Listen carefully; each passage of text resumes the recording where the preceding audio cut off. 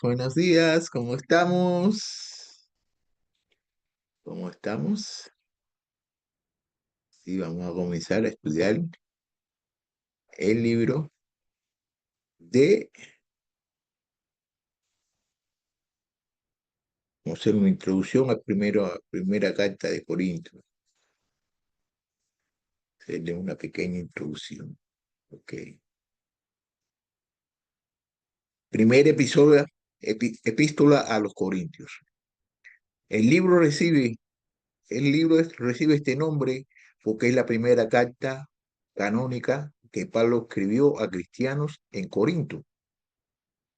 El versículo clave de esta carta es en el capítulo 15, versículo 58, que dice: Así que, hermanos míos, amados, estad firme y constante, creciendo en la obra del Señor, siempre sabiendo que vuestro trabajo en el Señor no es en vano.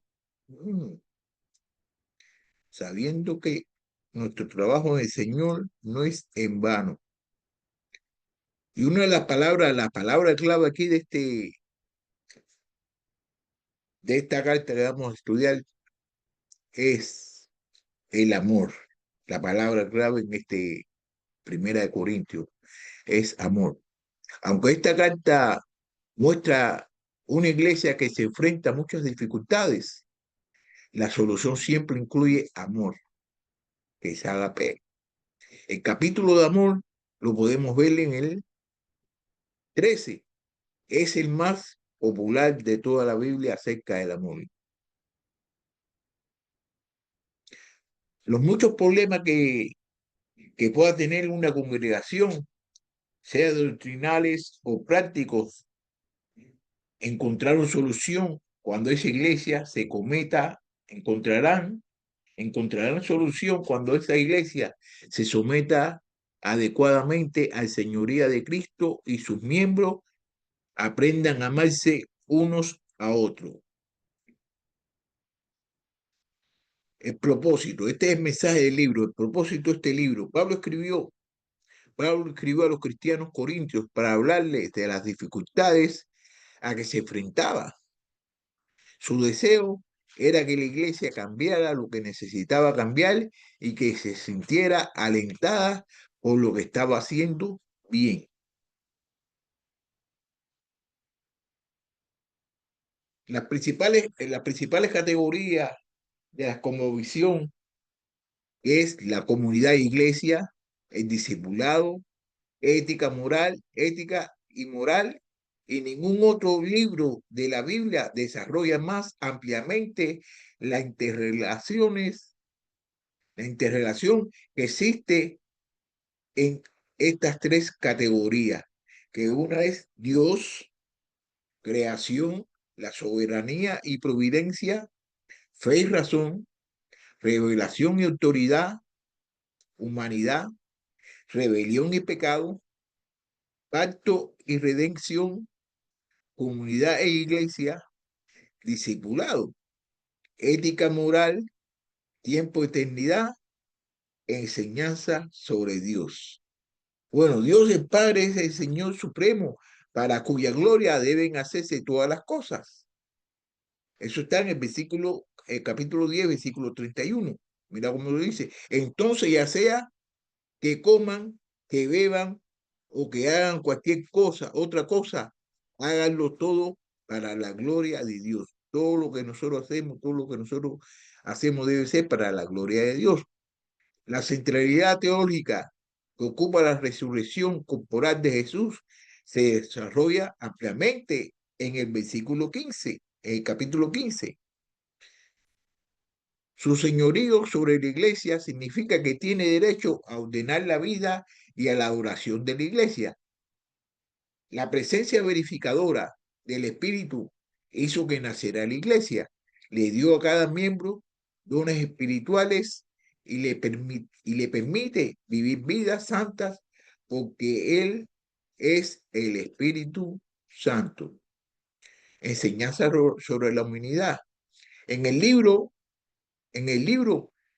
en este libro se ve la humanidad, sobre todo dentro del contexto de la comunidad cristiana. Los redimidos fueron transformados por Cristo, son llamados a amarse mutuamente y están destinados a la resurrección. Sin embargo, siguen lidiando con sus pecados, con pecados tales como espíritu de división, inmoralidad sexual y desorden en el culto. Tenemos enseñanza, tiene enseñanza sobre la salvación. Esta carta contiene lo que tal vez sea el primer resumen escrito del concepto neotestamento de la redención, que eso lo podemos ver en el capítulo 15, versículo 3.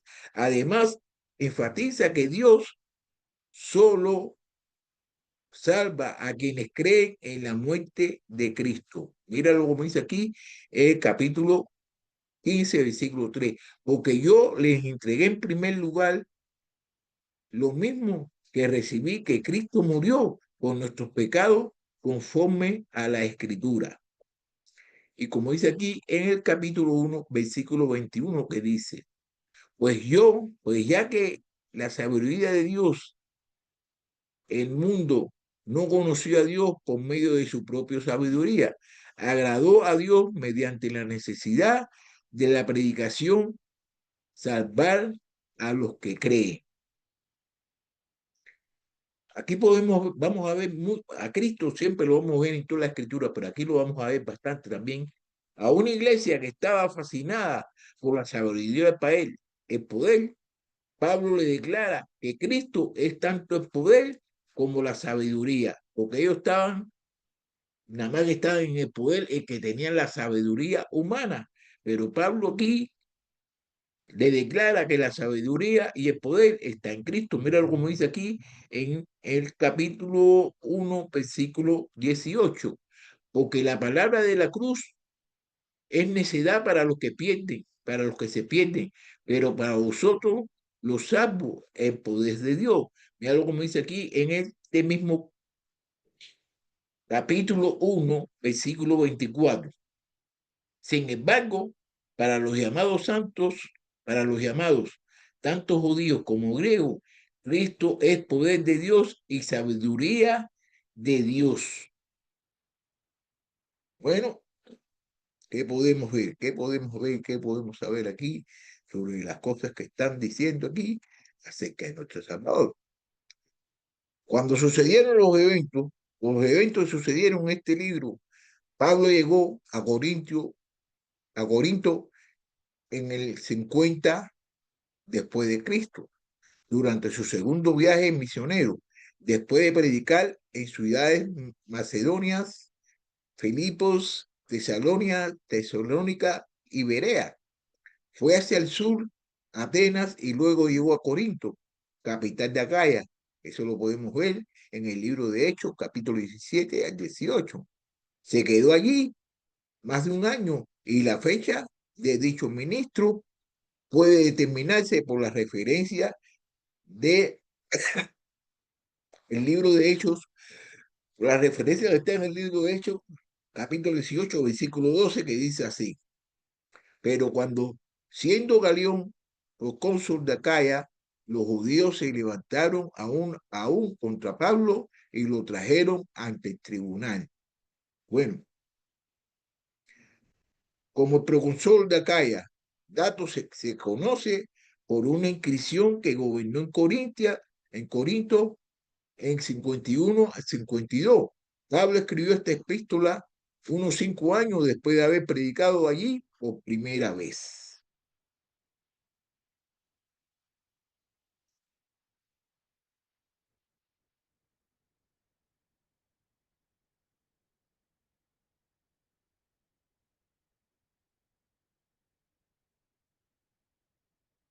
Bueno, el autor y la fecha en que se escribió este libro, el apóstol Pablo, aproximadamente 55 después de Cristo, el libro afirma haber sido escrito por Pablo, llamado a ser apóstol de Jesucristo por la voluntad de Dios.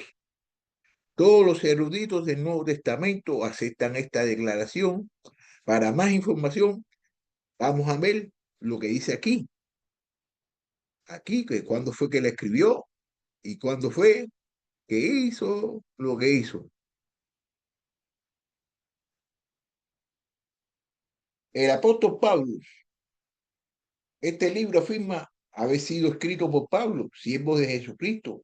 Todos los eruditos del Nuevo Testamento aceptan la declaración de devoto fariseo, convertido a la fe en Jesucristo.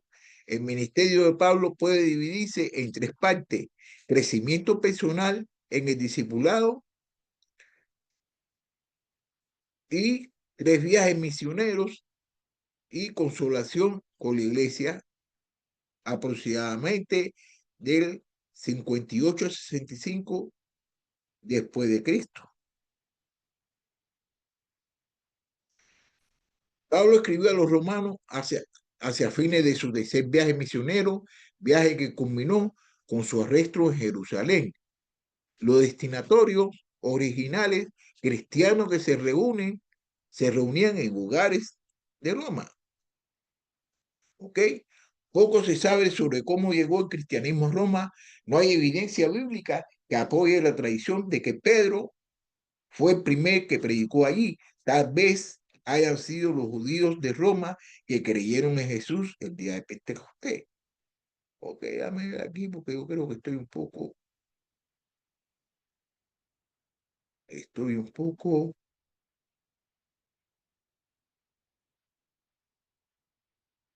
Ok, entonces aquí podemos ver que Pablo nunca había predicado en Roma y durante mucho tiempo había deseado este privilegio, había terminado su gran esfuerzo de tercer viaje misionario y había juntado la ofrenda para los asuntos en Jerusalén.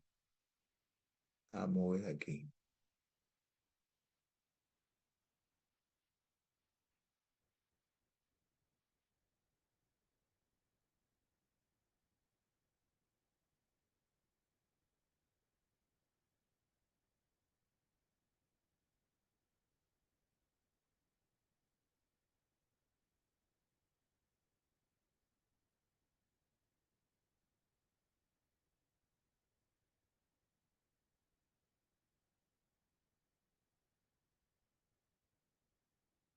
Una de las cosas principales, ¿no? Acerca de de la característica y la estructura de romano es la carta más paulina más extensa y siempre ha ocupado un lugar especial entre las epístolas del apóstol. Es la declaración más.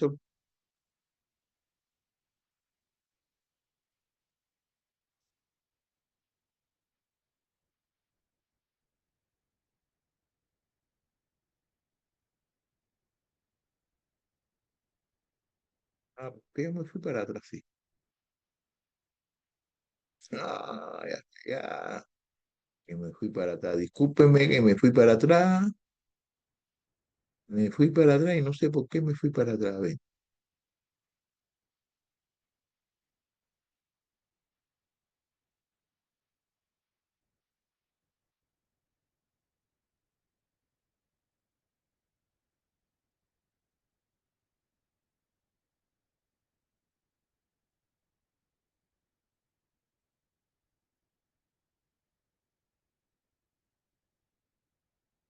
Bueno, uno de los temas de este libro que vamos a estudiar es la unidad cristiana, la moralidad, el rol de las mujeres, los dones espirituales y la resurrección.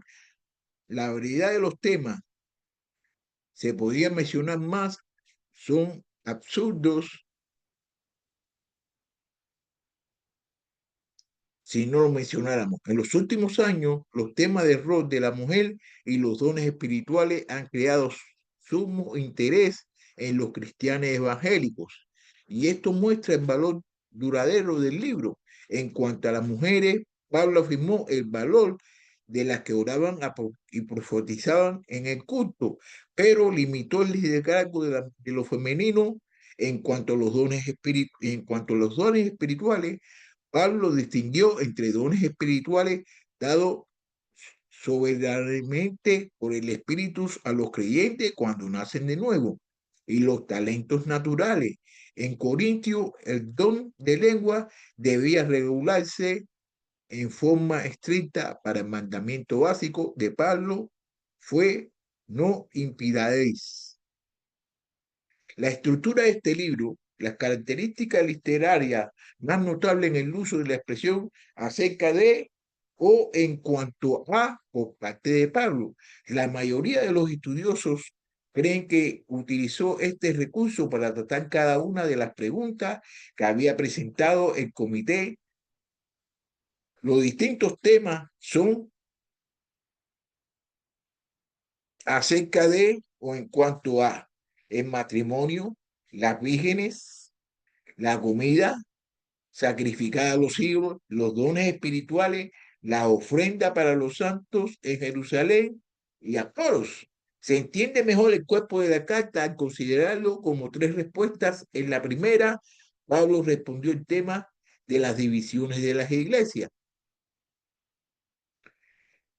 Informe recibido oralmente de Cloa. Del 1 al 4, en la segunda, Pablo habló de la inmoralidad que recibió del informe oral al respecto.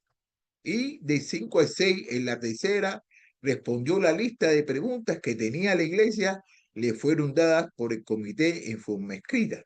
¿Ok? Entonces aquí ya vamos a finalizar esta introducción al libro de Primera de Corintios y el lunes vamos a comenzar estudiando el primer libro, la primera carta, el primer capítulo del el primer libro de Primera de Corintios, ¿ok? Así que ahí nos vemos. Bye.